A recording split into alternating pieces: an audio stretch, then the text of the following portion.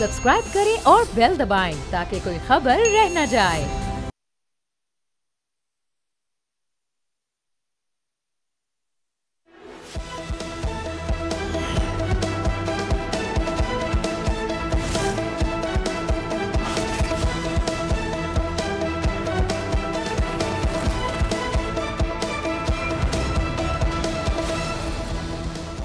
अस्सलामुअलैकुम। प्रोग्राम में खुशामदीद। मैं हूं अब्सा कोमल।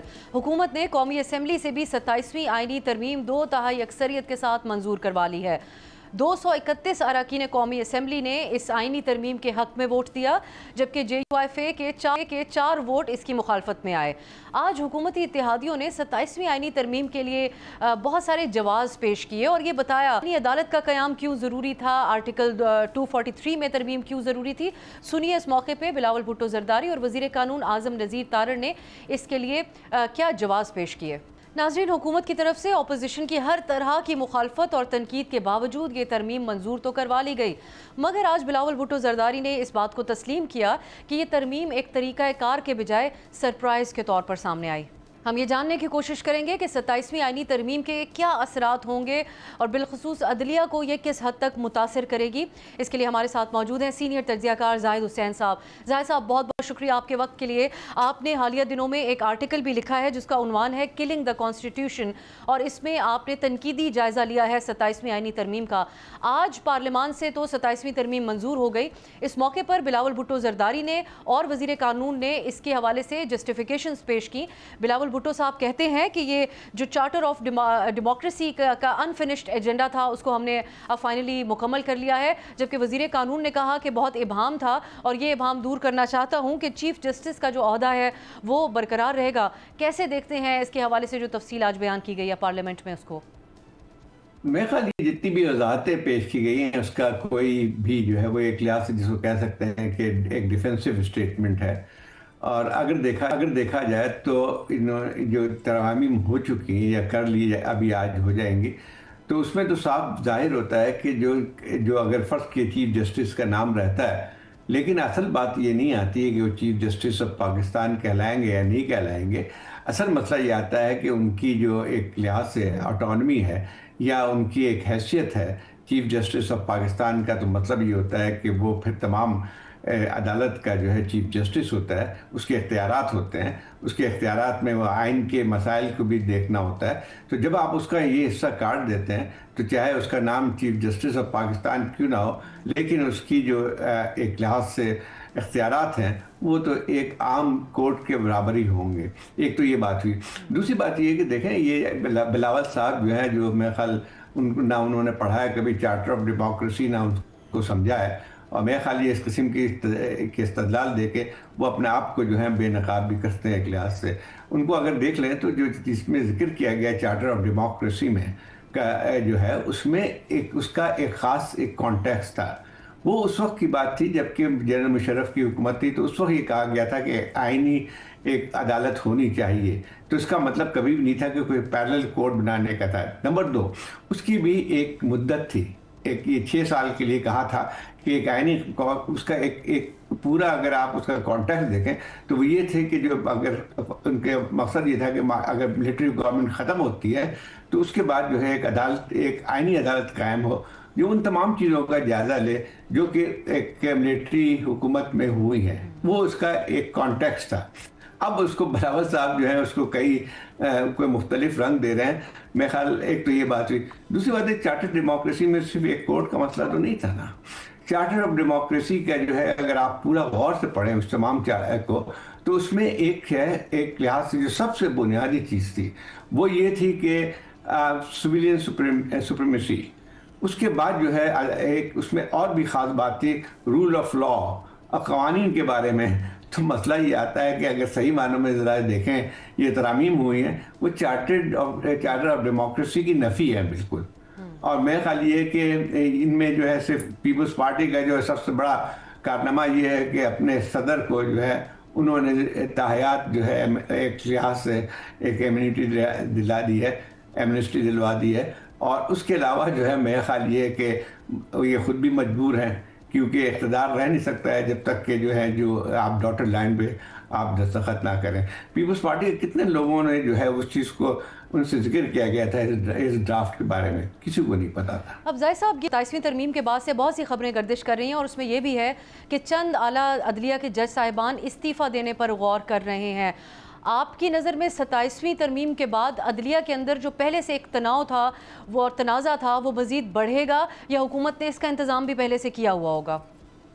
देखिए, हुकूमत तो अपने तौर पे हर चीज़ का इंतजाम कर लेती है। वो तो आप जो है सहाफ़त के जो है, जो भी आप खुद देख सकती हैं कि कितनी सहाफ़ती आज़ादी है। उन्होंने तो एक लिहाज से इस पे भी पाबंदी लगा दी है, तो लेकिन इससे बुहरानात ख़त्म नहीं होते हैं।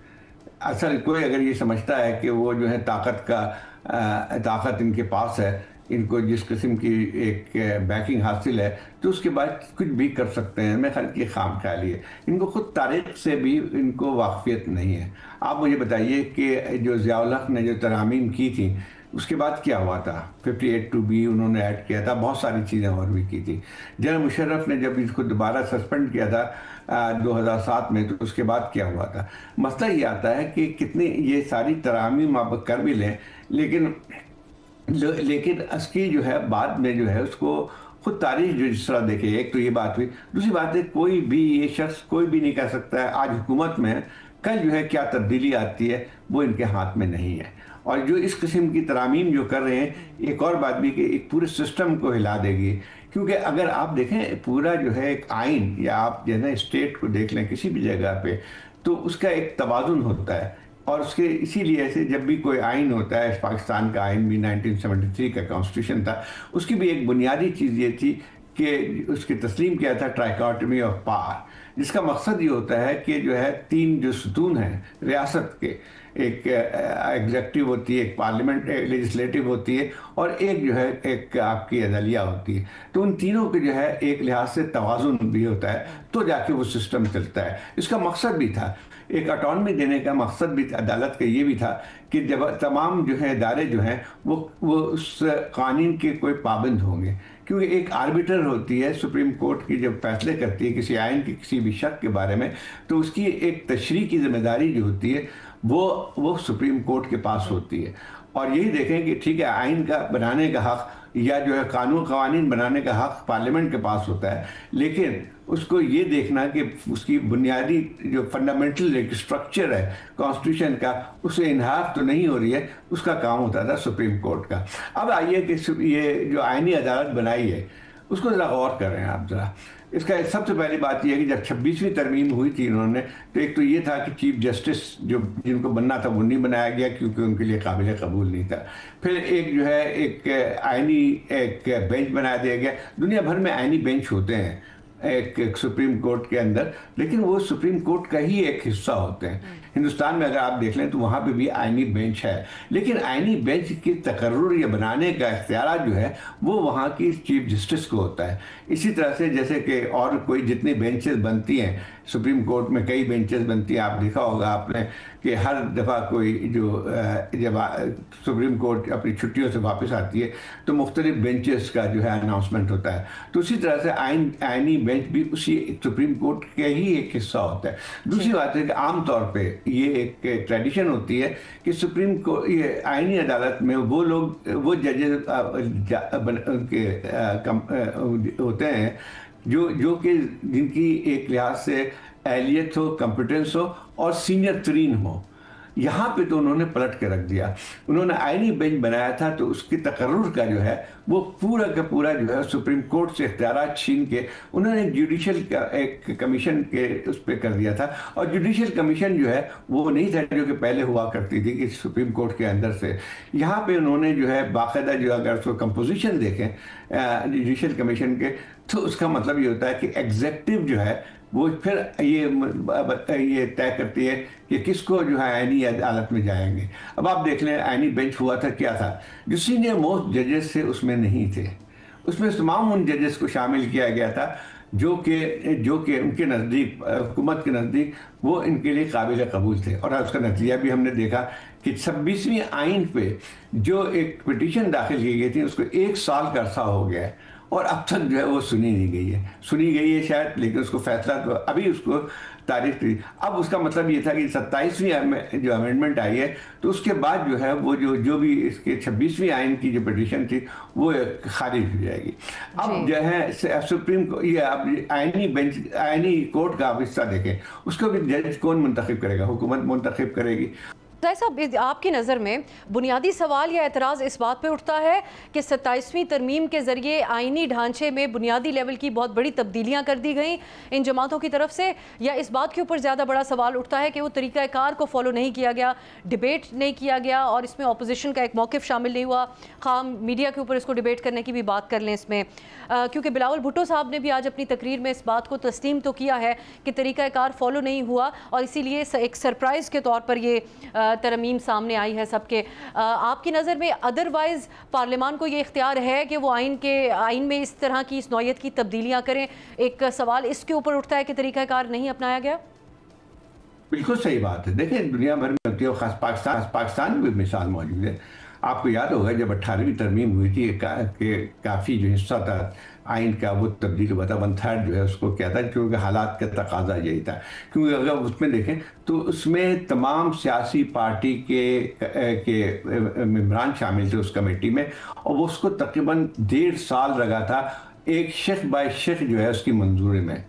ये कहते हैं जब आइन की तरमीम होती है तो पूरे हाउस, जब तक आप उसका एक कंसेंसस नहीं क्रिएट करें, कंसेंसस का मतलब ये नहीं है कि हर शख्स उस पर आप हर पार्टी जो है उसकी हिमायत कर ले, लेकिन उस 18वीं तरमीम को ज़रा देख लें, 1.5 साल का अरसा लगा। एक बाकायदा एक पार्लियामेंट ने पहले एक कमेटी बनाई जिसमें तमाम सियासी पार्टियों के नुमाइंदे शामिल थे, उनके दरमियान शख्स बाय शख्स जो है वो जो है उस पर बहस होती रही और 1.5 साल के अरसे में एक मुश्तरका लाएमल बनाया गया।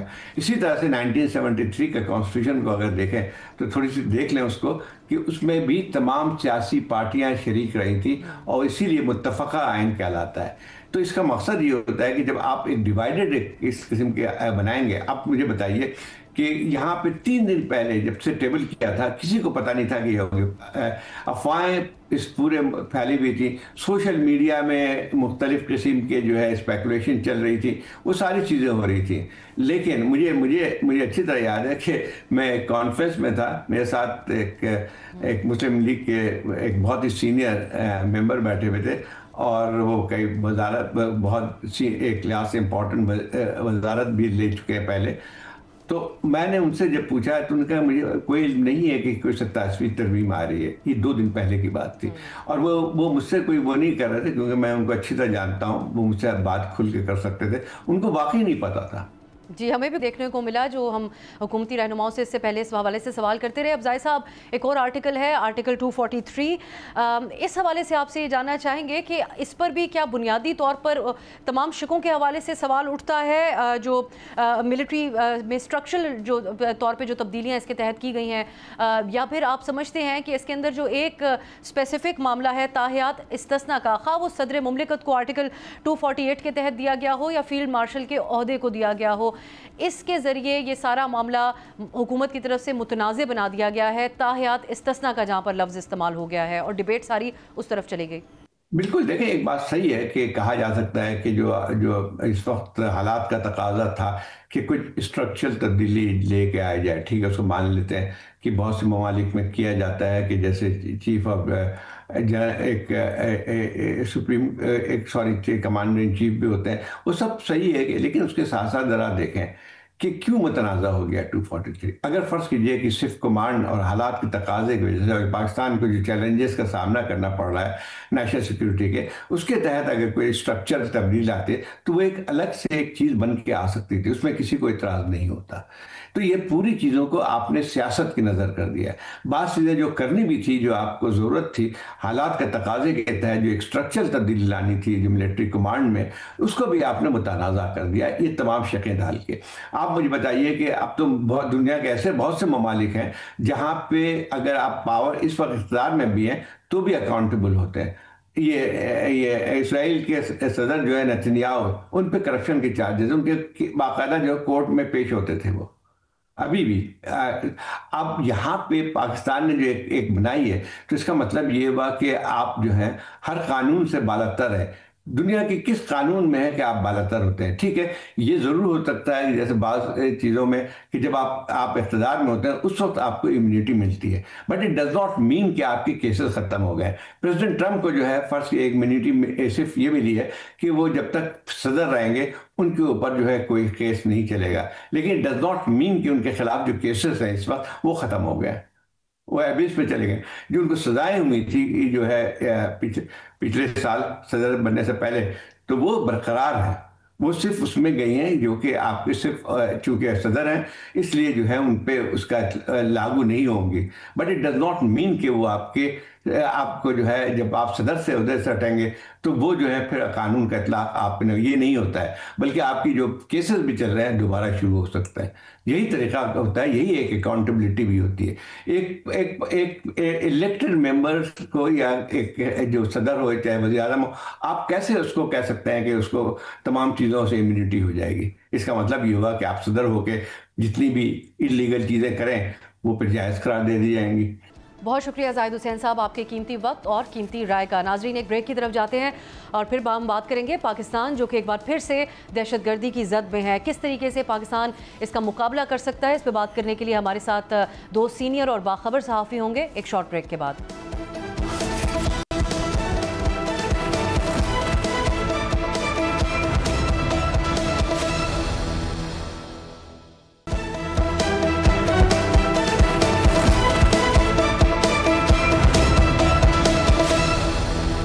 ब्रेक के बाद खुशामदीद। पाकिस्तान और अफगान तालिबान के दरमियान मुज़ाकरात की नाकामी के बाद पाकिस्तान में दहशतगर्दी के दो बड़े वाक़यात पेश आए हैं और पाकिस्तान ने इसकी जिम्मेदारी अफगान तालिबान पर डाली है। आज अफगान तालिबान रजीम के नायब वज़ीर दाखिला रहमतुल्लाह नजीब ने इस बात को तस्लीम किया एक तरह से कि TTP के जो दहशतगर्द हैं वो अफगानिस्तान में ही मौजूद हैं। अफगान डिप्टी वज़ीर दाखिला ने अपने एक बयान में इंकशाफ किया कि इन मुज़ाकरात के दौरान पाकिस्तानी वफ़द की तरफ से TTP क़यादत को पाकिस्तान के हवाले करने का मुतालबा किया गया, मगर इसके जवाब में अफगान तालिबान ने ये शर्त रखी कि अगर पाकिस्तान इन दहशतगर्दों को सियासी लोग समझे तो फिर उन्हें पाकिस्तान के हवाले करने को तैयार हैं। यानी एक तरह से अफगान तालिबान ने पाकिस्तान का ये जो इसके ऊपर मौक़िफ़ है उसको तस्लीम कर लिया कि TTP के जो दहशतगर्द हैं वो पाकिस्तान के ख़िलाफ़ अफ़गानिस्तान की सरज़मीन इस्तेमाल कर रहे हैं और वहीं पर मौजूद हैं। अफगान डिप्टी वज़ीर दाखिला के जो बयानात हैं, इसके बाद हमने आज वज़ीर आज़म पाकिस्तान का एक अहम बयान भी सामने आया जो पार्लियामान में प्राइम मिनिस्टर शहबाज शरीफ ने अपना मौक़िफ़ दोहराया और कहा कि अफगान तालिबान रजीम जो कलअदम TTP है उसको लगाम दें और उनके ख़िलाफ़ कार्रवाई करें। पाकिस्तान की तरफ से उन्होंने ये कहा कि इसी शर्त पर अफगान तालिबान के साथ आगे मामलात चल सकते हैं। अब ये एक पाकिस्तान का वाज़ेह मौक़िफ़ है। दूसरी तरफ हमने कि दहशतगर्दी के ख़िलाफ़ एक मुश्तरका लाहेअमल बनाने के लिए आज खैबर पख्तूनख्वा असेंबली में सियासी जमातों का एक ग्रैंड जिरगा मुनक़िद हुआ, जिसमें वज़ीर आला Suhail Afridi, opposition leader doctor Ibad और गवर्नर खैबर पख्तूनख्वा फैसल करीम कुंडी हमें एक पेज पर नजर आए। प्रोग्राम के इस हिस्से में हम ये जानने की कोशिश करेंगे कि इस जिरगे का कोई मुस्बत नतीजा निकल सकता है, कोई काबिल अमल नतीजा निकल सकता है और अफगान तालिबान के जो गैर संजीदा रवैया है इसको सामने रखते हुए अब पाकिस्तान के पास क्या ऑप्शंस हैं और पाकिस्तान क्या ऑप्शंस इस्तेमाल करने जा रहा है। इस पर बात करने के लिए हमने दावत दी है सिक्योरिटी अमूर के हवाले से बहुत ही बाखबर और गहरी नज़र रखने वाले सीनियर सहाफ़ियों को। हमारे साथ मौजूद हैं फरजाना अली साहिबा और कामरान यूसुफ साहब भी हमें ज्वाइन करें। आप दोनों का बहुत बहुत शुक्रिया। फरजाना, आपसे आगाज़ करना चाहेंगे, जो पाकिस्तान में दहशतगर्दी की एक हालिया लहर है और इसको हम इस तरीके से भी डिफ़ाइन करते हैं कि और हुकूमती वज़रा ने कल इस अंदाज़ में बात की कि ये इस्लामाबाद में जो कल दहशतगर्दी का वाक़या पेश आया है अब ये पाकिस्तान के दारुल हुकूमत तक पहुँच चुकी है दहशतगर्दी। प्राइम मिनिस्टर ने आज बयान दिया है कि अफ़गानिस्तान दहशतगर्दों को लगाम दे, तो इसको डायरेक्टली कनेक्ट किया जा रहा है अफ़गानिस्तान के साथ। आपकी नज़र में ये जो माजी के हालात थे दहशतगर्दी के, उस तरफ हम जा रहे हैं सिक्योरिटी एतबार से, या ये एक वक्ती रद्द अमल है उन मुज़ाकरात का जो कि बुरी तरह से नाकाम हुए और इसके अलावा पाकिस्तान की तरफ से काउंटर टेररिज्म के हवाले से जो इक़दामात किए जा रहे हैं उसके रिएक्शन के तौर पे भी इसको देखा जाए?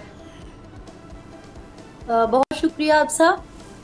जी, मैं ये समझती हूँ कि सकूत काबल के बाद से लेकर आज तक पख्तूनख्वा के सहाफ़ियों की अगर आप बात देखें यहाँ पे तज्जिया निगार या तबसरा निगार या हमारे दानिश्वर जो बात कर रहे थे वो यही था कि ये आग एक दफ़ा फिर ज़रूर यहाँ पे आएगी, क्योंकि जो मंसूबा बनाया गया था और ख़ास तौर पर TTP के हवाले से वो बेल क्योंकि किसी मुंडे नहीं चढ़ी, खान साहब की हुकूमत ख़त्म हो गई, फिर उसके बाद पॉलिसी का कुछ समझ नहीं आई कि पॉलिसी क्या है। फिर इसीलिए आपने देखा कि 2022 में कुछ हद तक, 2023 में और फिर 2024 में एकदम से हमने देखा कि दहशतगर्दी आहिस्ता आहिस्ता खैबर पख्तूनख्वा में अपने जो पंजे हैं वो गाड़ने लगी और आग इस कदर शिद्दत से फैलने लगी कि सबसे पहले जनूबी अजला और हमारे जो जम अजला थे, जिसमें ख़ास तौर पर वजीरिस्तान और बाजोड़ इसकी लपेट में आए थे। उस वक्त से हम कह रहे हैं कि ये चीज़ फिर से आ रही है। अब जब कल इस्लामाबाद पहुंच गई तो मेरा ख्याल में मामला जो है वो उसकी सीरियस होने का इनको अंदाज़ा हो गया है जो इस्लामाबाद में बैठे हैं। अदरवाइज हम तो काफ़ी अरसे से कह रहे थे कि ये चीज़ जो है वो बहुत ही ख़तरनाक तरफ जा रही है। आपने कहा कि अगर मैं इसे 2008 और 9 का शायद आपने हवाला दिया है, अब सब मैं काफ़ी अरसे से ये बात कर रही हूँ कि मुझे इंटेंसिटी 8 और 9 से ज्यादा लग रही है। एक अहम चीज जो है टारगेट किलिंग भी है, उसमें आप देख रहे हैं कि JUI निशाना बन रही है, ANP निशाना बन रही है, या कुछ ऐसे आवाजें निशाना बन रही हैं जो कि दहशतगर्द और दहशतगर्दों पर बहुत ज्यादा तनकीद करते हैं। तो मुझे ऐसे लगता है कि मामला जो है वो बहुत खराबी की तरफ जा रहा है, जिसका अंदाजा पख्तूनख्वा के सियासतदानों को भी और सियासी पार्टियों को भी हो गया है। इसीलिए इसमें मैं जो जिरगा आज इस सिलसिले में आज असेंबली में तमाम पार्टीज ने बात की, उस पर फरजान आगे आपसे बात करती हूँ। कामरान, जो मुज़ाकरात थे पाकिस्तान और अफगानिस्तान के दरमियान, उसमें ये एक पाकिस्तान की तरफ से पॉइंट रखा गया था कि दहशतगर्दी के हवाले से कोई वाज़ेह पोजीशन अपनी बताए अफगानिस्तान, लेकिन अब जो हमारी तरफ से हुकाम थे उनकी तरफ से इसकी तफसीलात तो बताई जा रही थी कि जो अफगान नुमाइंदे थे उनका बड़ा गैर संजीदा रवैया था, लेकिन अब कुछ बयानात अफगान हुकाम की तरफ से भी सामने आ रहे हैं, जैसा कि अफगानिस्तान के डिप्टी वज़ीर दाखिला ने कहा, और ये एक बड़ी दिलचस्प हमें स्टेटमेंट लगा, जिसमें वो कहते हैं कि हमने पाकिस्तान से ये मुतालबा किया था कि आप TTP को सियासी लोग अगर समझते हैं तो फिर हम उनको पाकिस्तान भेजने को यानी हवाले करने को तैयार हैं, अदरवाइज ऐसा लगेगा और हम पे इल्ज़ाम आएगा कि हमने दहशतगर्दों को पनाह दी हुई है। तो एक तरह से तो इस स्टेटमेंट के अंदर उन्होंने कबूल कर लिया अब दुनिया के सामने कि उनके यहाँ मौजूद हैं ये दहशतगर्द जिनके हवाले से पाकिस्तान मुतालबा करता है। आपको लगता है कि अब भी कोई इम्कान मौजूद है कि बातचीत का रास्ता मुस्तकबिल में अपनाया जाएगा, या ये दरवाज़ा मुकम्मल तौर पे बंद है और अब दिफाई तर्ज अमल अपनाया जाएगा रद्द अमल देने के लिए? देखिए, बातचीत हमेशा मुमकिन होती है, बातचीत के जरिए मामलात को हल किया जा सकता है, लेकिन जो इस वक्त मुझे सूरत हाल नज़र आ रही है, मेरे ख्याल में मैं तो काफ़ी दिनों से और काफ़ी अरसे से ये कह रहा हूँ, मुझे लग रहा है कि पाकिस्तान और अफगान तालिबान की जो राहें हैं वो जुदा हैं। शायद जितनी भी कोशिशें कर लें मुज़ाकरात की, वक्ती तौर पर कुछ हो सकता है कि एक डिले हो जाए, लेकिन जिसे कहते हैं ना कि इनके दरमियान मुझे लगता है कि बात तलाक तक पहुँच चुकी है और शायद इन द नियर फ्यूचर ये कोई रिकन्सिलिएशन पॉसिबल नहीं है। और उसकी एक आज बड़ी इंडिकेशन हमने अफगान तालिबान के जो नायब वज़ीर आज़म है मुल्ला अब्दुल गनी ब्रदर, उन्होंने जो स्टेटमेंट दिया है जिसमें उन्होंने अपने ताजरों को कहा है अफगानिस्तान के कि वो पाकिस्तान के अलावा अब दुनिया के साथ या बाकी जो ममालिक हैं तिजारत के लिए मुतबादिल जो रस्ते हैं वो ढूंढें, मुतबादिल जो मंडियाँ हैं वो तलाश करें, और वो एंटिसिपेट कर रहे हैं कि शायद पाकिस्तान के साथ अब जो ताल्लुकात हैं वो बेहतर होते नजर नहीं आ रहे, क्योंकि पाकिस्तान ने बड़ा वाज़े किया है कि जब तक जो 1 पॉइंट एजेंडा है यानी कि पाकिस्तान के सिक्योरिटी कंसर्न्स को एड्रेस नहीं किया जाता तो बाकी जो ताल्लुकात के फैसेट्स हैं, वो तिजारत हो, बाकी मामलात हो, वो कभी भी दोनों मुल्कों के दरमियान ठीक नहीं होंगे। तो बातचीत का ऑप्शन अभी भी मौजूद है, जैसे तवक्को की जा रही है कि तुर्की का हाई लेवल डेलीगेशन जिसमें उनके वज़ीर ख़ारजा, वज़ीर दिफा और इंटेलिजेंस चीफ जो है मुमकिन तौर पर पाकिस्तान आएंगे और कोशिश करेंगे कि दोनों मुल्कों के दरमियान को पैचअप हो जाए। बट जो ग्राउंड पे सिचुएशन नज़र आ रही है, मुझे इसके इम्कानात बहुत कम लगते हैं और लगता ही है कि हालात जो है वो यहाँ से ख़राब ही होंगे, बेहतरी के इम्कानात मुझे कम ही नज़र आते हैं। फरजाना, ये जो अफगान नायब वज़ीर ने मुतबादिल ट्रेड रूट्स की बात की है, ये आपकी नज़र में क्या इंडिकेट कर रहा है और इसका फिर आगे नुकसान ज़्यादा किसको होगा या दोनों तरफ के ताजरों को होगा? इस स्टेटमेंट को आप कैसे देख रही हैं जो एक तरह से उन्होंने अल्टीमेटम दिया है ताजरों को? देखिए, मुझे तो लगता है कि नुकसान उन्हीं को ही होगा, क्योंकि ये पाकिस्तान का जो रूट है वो एक तो इसका जो लेंथ है वो भी सबसे कम है। आप बाकी जिधर से भी तिजारत के रास्ते को अगर देख लें, उसका कंपैरिजन कर लें, दूसरा सबसे चीपेस्ट रास्ता जो है वो पाकिस्तान का ही है। तो वो फिर अपना ही नुकसान करेंगे। दूसरी एक बात है, एक तो ट्रांजिट ट्रेड की है और दूसरी जो रूटीन की ट्रेड भी हो रही होती है, अगर उसको भी देखें तो उसमें भी ज़्यादातर दारोमदार जो है अफगानिस्तान का मुख्तलिफ अशिया का वो हमारे ऊपर है। इसमें कोई शक नहीं कि हम ये कहते हैं कि अगर आप आज, जैसे कि असद कैसर साहब ने असम्बली में भी, जिरगे में भी ये कहा कि अगर हम पुरानी मामलात को देखें, तारीख को देखें, तो हमारा किस्सा खानी बाजार जो था वो रास्ता ही था। आप सेंट्रल एशिया से बरे सगीर जाते हुए इधर ही से जा रहे हैं और इधर से वहाँ तिजारत हो रही है। तो ये लेन देन का जो मामला था बरसों पुराना, वो आज भी जारी है। लेकिन प्रॉब्लम होगा मेरे ख्याल में अफगानिस्तान की सरहद के दोनों तरफ रहने वाले कबाइल को।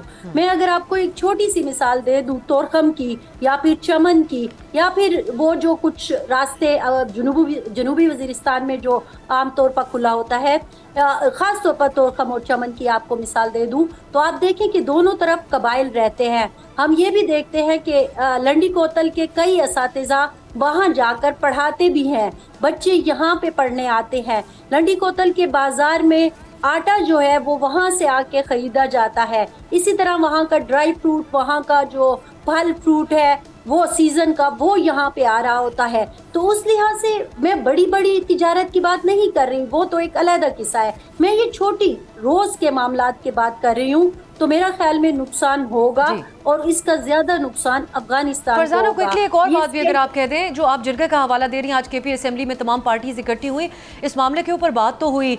हमें गवर्नर खैबर पख्तूनख्वा, सीएम साहब और जो अपोजिशन लीडर ने बातें की, उसमें कुछ हद तक वो एक वन पेज पर भी नजर आए हैं। क्या इसका आउटकम कोई काबिल अमल आउटकम इससे नजर आता है आपको निकलता हुआ?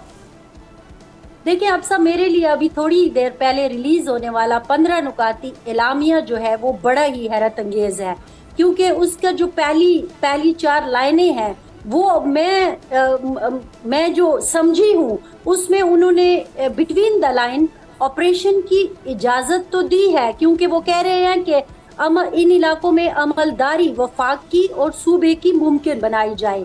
किसी भी ऑपरेशन की सूरत में खैबर पख्तूनख्वा असम्बली को एतमाद में लिया जाए, इन कैमरा सेशन में बताया जाए कि ये ऑपरेशन क्यों किया जा रहा है।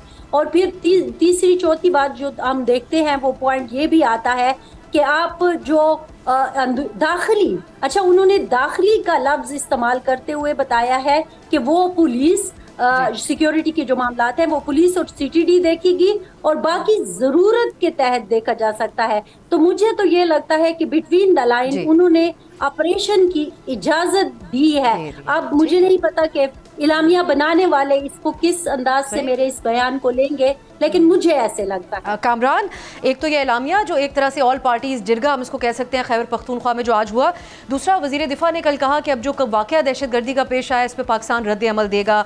क्या मुराद समझी जाए इस बयान से और क्या तो एक्सपेक्ट किया जाए? देखें, जो वज़ीर दिफा भी कह रहे हैं कि पाकिस्तान मुमकिना तौर पर जैसे पहले पाकिस्तान ने अफगानिस्तान के अंदर जाके कार्रवाई की है तो उस तरह की कार्रवाई कर सकता है। और पाकिस्तान पहले से ये कहता आ रहा है, खबरदार करता आ रहा है अफगानिस्तान को कि जो अभी भी जंगबंदी मेरे ख्याल में एक फ्रैजाइल है, बरकरार है, लेकिन वो ओपन एंडेड नहीं है। कोई भी वाकया दहशतगर्दी का पाकिस्तान में अगर होगा, उसकी लिंकेज अफगानिस्तान के साथ मिलेगी तो फिर पाकिस्तान वही करेगा जो उसको करने का हक है। तो इसमें मेरे ख्याल में आई वुड बी सरप्राइज्ड कि अगर पाकिस्तान इस तरह की कोई कार्रवाई नहीं करेगा। सिर्फ एक कैच इसके अंदर जरूर है, जैसे मैं पहले जिक्र कर रहा था कि तुर्की का जो एक वक्त आना है, शायद पाकिस्तान उसका इंतजार करे। वो जो भी वो वाना वाला वाकया हो या इस्लामाबाद में जो कल वाकया हुआ था, उसके जो भी सबूत हैं, तमाम जो एविडेंस है उनको फराहम करेंगे और बताने की कोशिश करेंगे किस तरीके से अफगानिस्तान की सरजमीन हमारे खिलाफ इस्तेमाल हो रही है।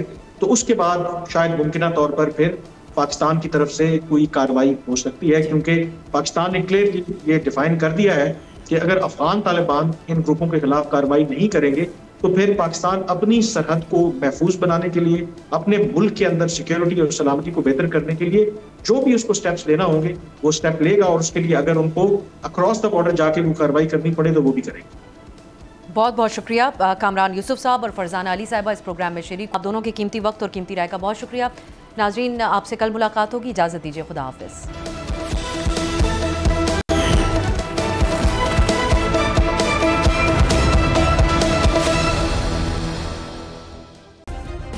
सब्सक्राइब करें और बेल दबाएं ताकि कोई खबर रह न जाए।